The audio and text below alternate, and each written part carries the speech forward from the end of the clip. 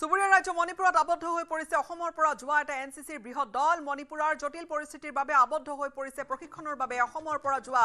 ছাত্ৰীৰ দলটো আৰু ৰাজ্যখনত চলি থকা গোষ্ঠীগত সংঘৰ্ষৰ এই জটিল পৰিস্থিতিৰ বাবে ৰাজ্যখনত বাহিৰৰ মানুহ সোমোৱা আৰু ৰাজ্যৰ ভিতৰৰ পৰা মানুহ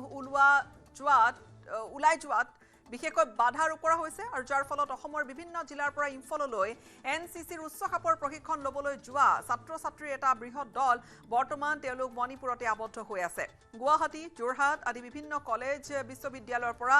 10 দিন পূৰ্বে ৰেল যোগে এনচিচিৰ প্ৰশিক্ষণ ল'বলৈ ইম্ফললৈ ৰাওনা হোৱা এই ছাত্ৰ-ছাত্ৰীৰ দলটো আজি ৰেল যোগে উভতি অহাৰ কথা আছিল ঠিকেই কিন্তু পৰিস্থিতি গম্ভীৰ হোৱাৰ বাবে প্ৰশাসনৰ নিষেধাজ্ঞাৰ বাবে উভতি অহাটো সম্ভৱ হোৱা নাই যাৰ ফলত এতিয়া চিন্তিত হৈ পৰিছে অভিভাৱকসকল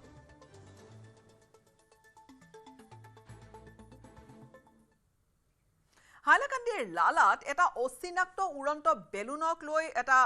বস্তুক লৈ তীব্ৰ চাঞ্চল্য আকাশৰ পৰা এটা বিশাল বেলুনৰ সহায়ত নামি আহিল এটা ৰহস্যময় ইলেক্ট্ৰনিক ডিভাইচ লালা বজাৰ থানাৰ অন্তৰ্গত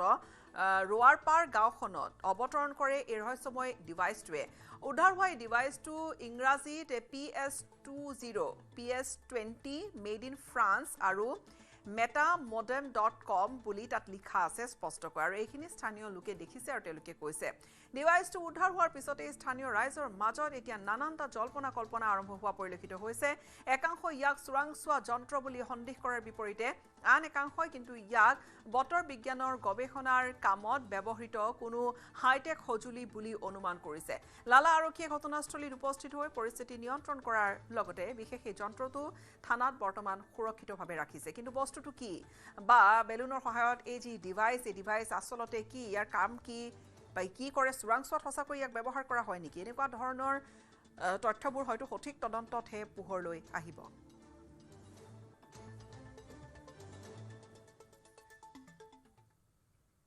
ঢেকিয়াজুলিৰ ৩ নম্বৰ ৰঙাগড়াত বেলখিৰি নৈৰ গৰাখহনীয়াই এতিয়া ভয়ংকৰ ৰূপ ধাৰণ কৰিছে নৈৰ গৰাখহনীয়াই বিপদ মাতিছে কেহেৰুখণ্ডা ৰঙাগড়া সংযোগী গুৰুত্বপূৰ্ণ এই পথছোৱালৈ যোৱা বৰ্ষতে পথটোৰ এছোৱা যা গৈছিল নৈৰ বুকুত পিছে আজি পৰ্যন্ত মেৰামতি কৰা নহল গুৰুত্বপূৰ্ণ পথটি আৰু পথৰ জৰাজীৰ্ণ অৱস্থাই জিয়াটো ভুগাইছে স্থানীয় ৰাইজক বিগত 2 বছৰৰ পৰা খহনীয়া অব্যাহত থকাৰ পিছতো জলসম্পদ বিভাগে ব্যৱস্থা গ্ৰহণ নকৰাৰ অভিযোগ স্থানীয় লোকৰ মই দেখুৱাইছো এয়া বেলখিৰি নদীৰ যি গৰাখহনীয়া এনেধৰণে বিগত কেইবছৰ ধৰি এই অঞ্চলটোত অব্যাহত আছে আৰু খহনীয়াই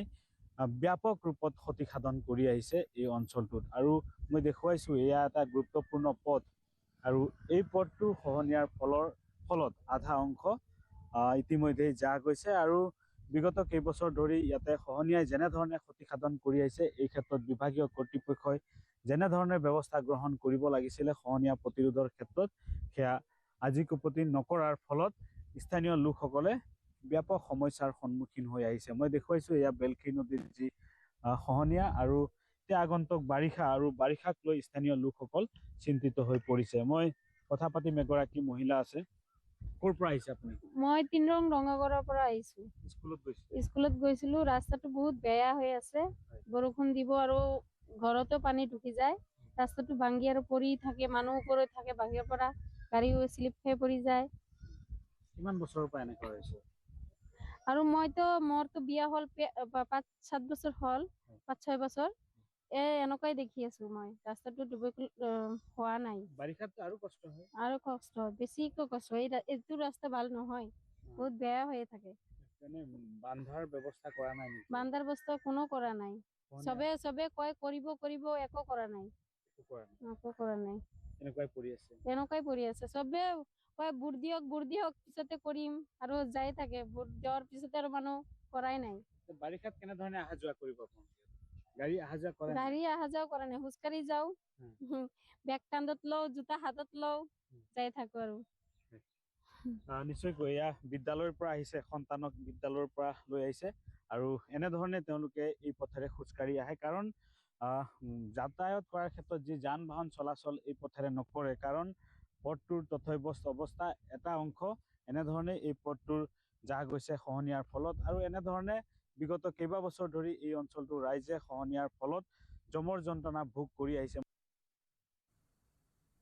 কলিয়াবৰত এখন বিশেষ বজাৰ বহিছে। দাম বৃদ্ধিয়ে সৰ্বসাধাৰণক জুৰুলা কৰাৰ সময়তো বজাৰখনত প্ৰয়োজনীয় সামগ্ৰী ক্ৰয় কৰিবলৈ এতিয়া হেতা ওপৰা লগাইছে গ্ৰাহকে। বজাৰখন বহিছে কলিয়াবৰৰ এখন বিদ্যালয়ত আৰু বিক্ৰেতাৰ ৰূপত শাক-পাচলিৰ পৰা আৰম্ভ কৰি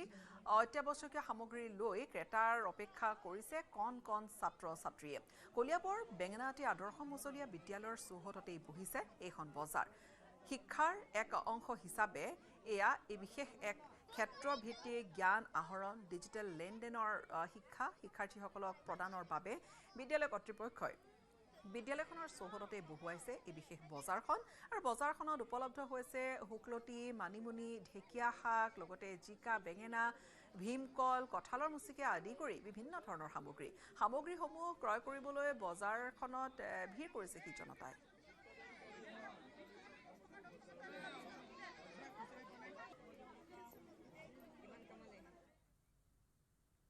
ইয়াৰ সৈতে সময় হ'ল বিদায় লোৱাৰ। নমস্কাৰ। अक्कर बक्कर बम्बे बो